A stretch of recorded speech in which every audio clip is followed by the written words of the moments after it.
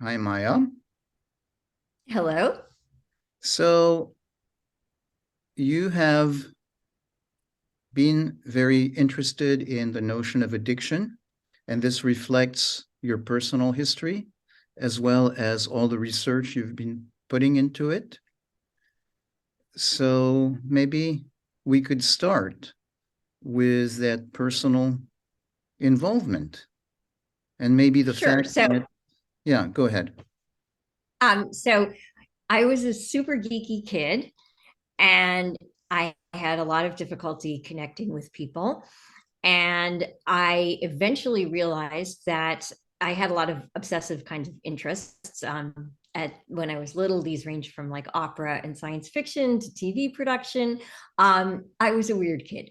So when I got to be a teenager, I felt very isolated and lonely and really wanted to connect. And I discovered that drugs were an obsession that people actually wanted to hear me talk about obsessively. And so I became involved with drugs. I started actually smoking hash, was the first thing I ever did, and then got into psychedelics for a while. And if I had stuck with that, I would have had a very different life. But eventually, I wound up addicted to cocaine and heroin and dropping out of school after, sort of an entire life spent preparing to go to this Ivy League college. So it was extremely distressing. And when I got into recovery, I was like, what the heck happened? I was this smart, weird kid. How did I end up shooting heroin? And so that's the very brief version. Yeah, yeah. So it feels very heartbreaking to hear that description of how starting as a smart but weird kid, and how, in a way, there's kind of a chain of events and situations leading you there. Yes. And that's very, very, very different from the traditional view of addiction as people have some great defects.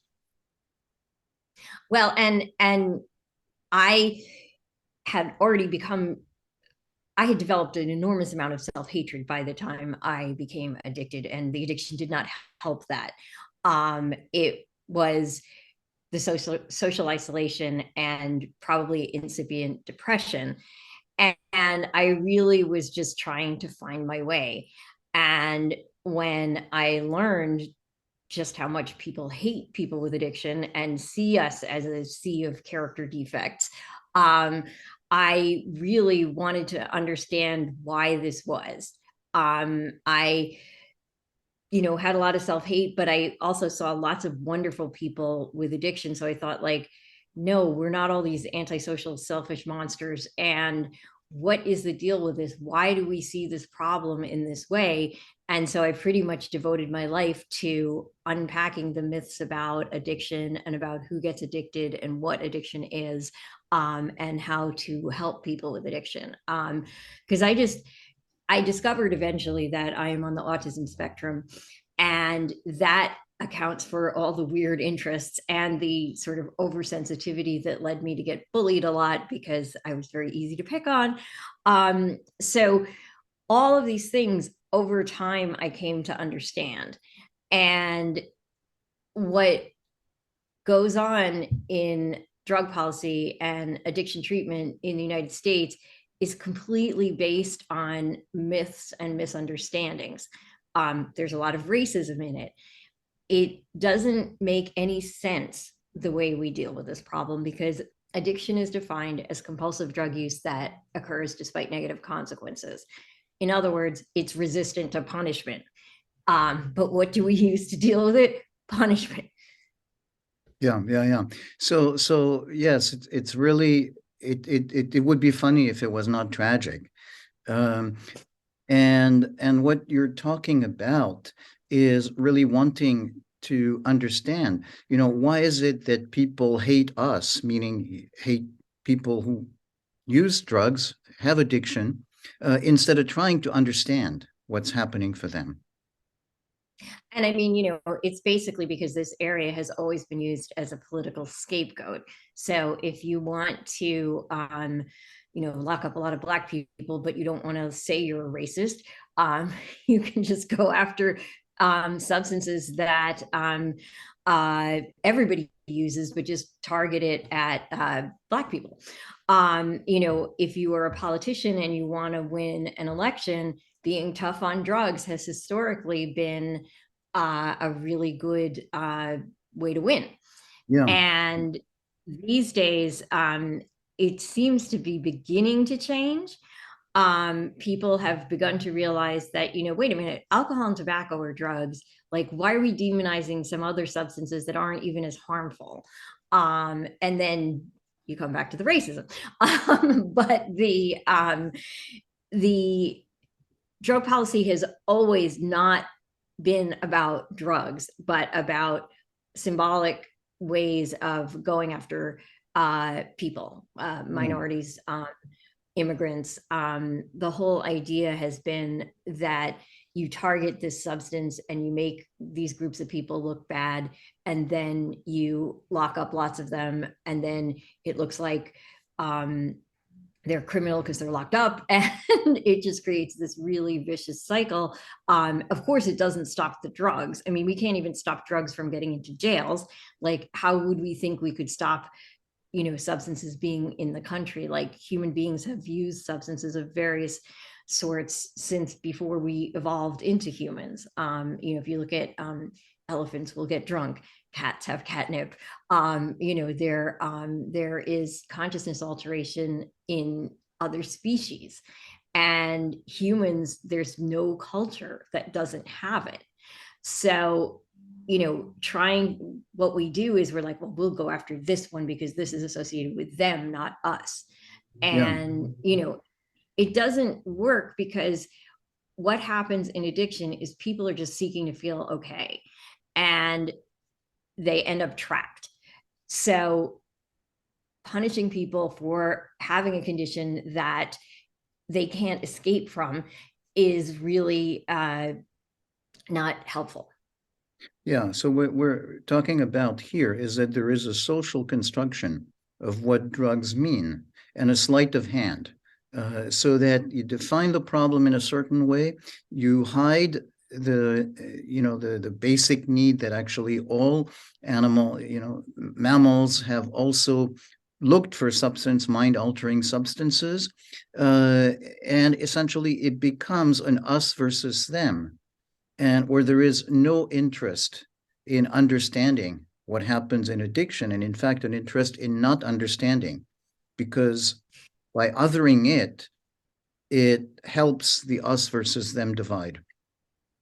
Yeah, and I think also people sort of have this view that people who are addicted are kind of zombies, and that they have zero free will, and therefore they're not really quite human, and we can do whatever we want to them. In reality, addiction involves impairments in decision making that are quite similar to what you see when someone falls in love. Their priorities just shift enormously. And just like people will do some pretty ridiculous things for love, people will do some pretty ridiculous things for addiction. Now, this is complicated by the fact that there are many pathways into addiction.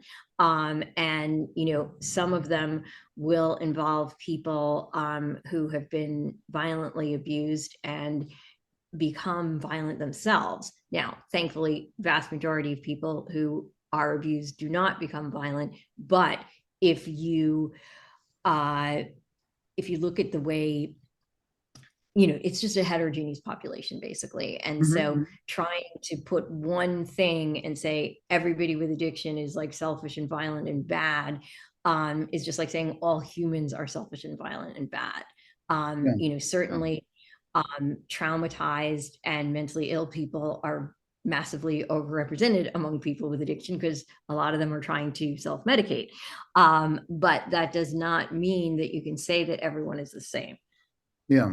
So there's that construct is that essentially we create that notion of what this addicted person is, and that addicted person is presumed to be outside of the continuum that's like to be human. So here they are, and here are us normal people. And well, Yeah, go ahead. Yeah, I think part of that has to do with how if we see people with addiction as being completely out of control, and we recognize that, like, oh wow, there are some situations where I don't feel in control that much either. We can sort of project that. And I think like a lot of the uh, prejudice and stigma we have against obesity is similar. Like we're terrified that like that could be us. And so we project all kinds of things onto people um, who are the way they are for no reason. It's not their fault. Yeah, So, yeah, yeah, yeah. but we just don't want to look at the fact of that because that means we could be vulnerable too. Yeah, yeah. And of course, the exact opposite of that approach would be, yeah, I can be out of control too. And therefore, I'm going to have empathy with the person who's in addiction. And, it's a totally different approach from splitting it. I'm part Yes. of the people who have control and they don't. Yeah, yeah, no, well, and I mean, there's sort of obviously many different psychological defenses that go into both how people become addicted and how we see addicted people. And it's really important to examine those and to recognize that, there's many, many paths into addiction, there's many, many paths out of addiction. And if we actually want to help our loved ones who are addicted or ourselves if we are addicted, we have to understand what those paths are and get different approaches to different people. Because if we just keep doing this one size fits all, it's just not going to work very well, as we can see. Yeah, yeah. So we're talking about really being pragmatic instead of blinded by that preconceived notion of what addiction is. Yeah. And I mean, there's just sort of been this idea that, people with addiction are these like heedless hedonists who are very, very selfish and like, they just put their pleasure in front of everything else. In reality, what sets you up for addiction is like not having enough pleasurable and rewarding experiences. It's not like you're looking for like extra happiness or are extra selfish. It's more that you are distressed and you're seeking ways to manage that distress. And so, it looks like you are behaving incredibly selfishly when from within you're like, this is what I need to survive. I'm just trying to be okay.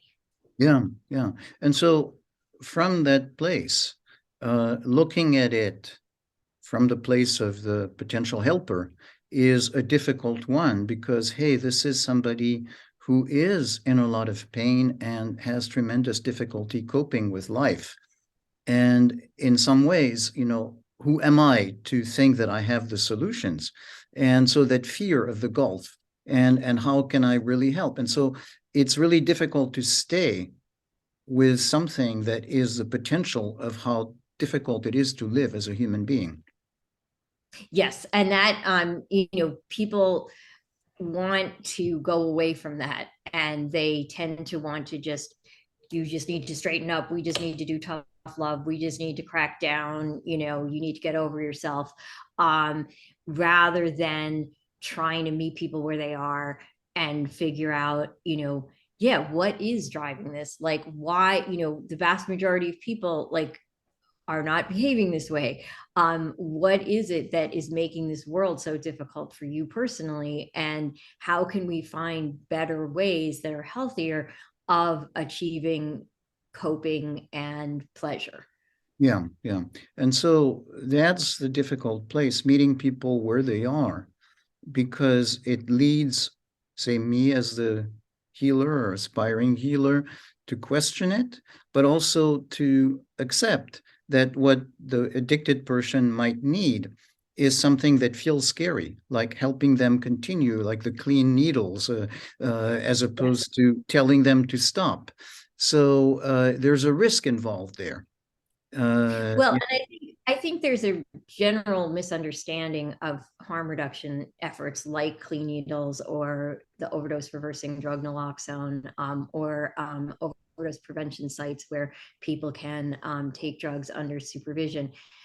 There's this idea that it's enabling or encouraging, and that you should just be sitting there telling them to stop. Well, everybody's sitting there telling them to stop. They haven't stopped. Yeah. That's not working very well, right? So why don't we find out why they're doing what they're doing and try to help them figure out healthier ways of achieving that? And we all know from, like, if you try to go on a diet or start an exercise plan, or you just try to do something that you want to start doing, but that requires like a big change, you don't change overnight. You don't like go from 0 to 60 instantly. Like, you sort of take a few tentative steps forward and then maybe some back because you're scared. So if you treat people with compassion and empathy and respect, they will begin to treat themselves that way. And that's what's so hard to see, because it looks like, oh, you're just giving this needle so they can go kill themselves. No, you're giving the clean needle so that they don't get HIV and they don't get other bloodborne diseases, and they realize that somebody cares about them exactly as they are, not how they could be. We want, obviously, for people to get better and to do less unhealthy activities, but when people with addiction are in the midst of, active chaotic addiction, they are so stigmatized, and everybody's always telling them, well, I'll give you this if you do that. And, people cross the street to avoid you. It's like you were just not seen as human. And when somebody says, hey, I care, I'm actually, back in the day, and still in some states, like, you were risking arrest if you were like giving out clean needles. You, not the carer, not the not just the person with addiction. So, but when somebody sees that, like, somebody cares enough to risk that for somebody that like everybody else hates, you start to think, wait a minute, what's going on here? And when you're so used to being treated as like the object of derision, or just seen as awful, if somebody treats you with dignity and respect, that's kind of surprising. Mhm. And it begins to make you think, well, what's up with that person? And maybe I could, like, maybe there's some hope. And it's really about instilling hope and about caring. And it's beautiful, I think, in that way, because when you can just be there with somebody and not be like, you must do this for me to like care for you, that's like what we want in relationships. We don't want them to be transactional. We want to be seen. Yeah. And the more, it's like, if you're asking somebody to give up the only thing that they think makes life bearable, you're going to have to give them something else to make life bearable. And one of the key things for that is just love and support and social connection. And this is why a lot of people recover through various social things, like 12-step programs, like non-12-step programs, like just, joining some club, becoming a musician, whatever. Like, there's many, many different things that people find to make meaning and connection in their lives. And the more opportunities people have to make those connections, the more likely they are to recover. It's not like, people had this idea that, like, oh, you give somebody their drugs and you're just going to keep them enslaved. Well, if you look at the heroin treatment programs in Europe and Canada, what you find is that you're giving people free heroin. This is kind of the ultimate in enabling, right? Mhm. In fact, they are as likely to move towards more traditional forms of recovery as they are if you don't give them the free heroin. So in other words, you're not keeping them trapped in addiction longer or anything like that. You're keeping them alive. Some of them are going to be able to move forward quite quickly. Others may, the heroin, they're good with that and they stabilize their lives, and they can, that can be a path to recovery for them.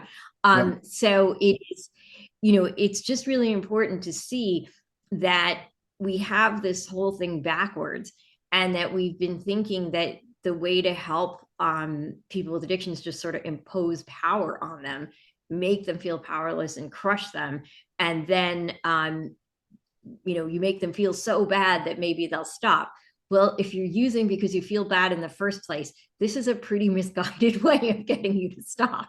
Right. So that sense of, and what you're talking about is that what the data, what the facts show pragmatically is that actually a harm reduction approach certainly does not create a path to furthering the addiction.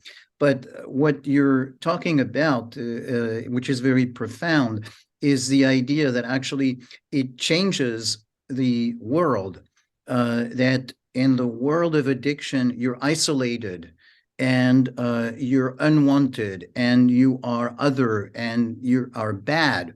And this is something where actually there is somebody meeting you where you are and taking a risk. I mean, even if it's not a personal risk of jail or something like that, but the risk at least of confronting the fear of having Yes. a lot of stuff that we have that are out of control.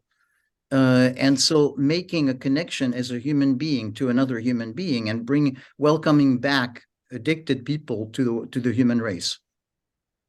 And that, I mean, that's really, that's what it's about. It's like recognizing that, we're all human.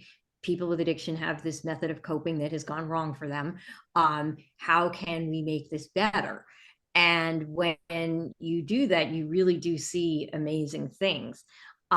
People, people live up to or down to your expectations of them. If you expect somebody to be a full human, they will be, Mhm. if you treat them the other way, they will either leave or not benefit from the relationship at the very minimum. Yeah. Thanks, Maya. So this seems like a good place to end. Just want to check if there's something else you might want to add. No, I think that that's good. Thank you.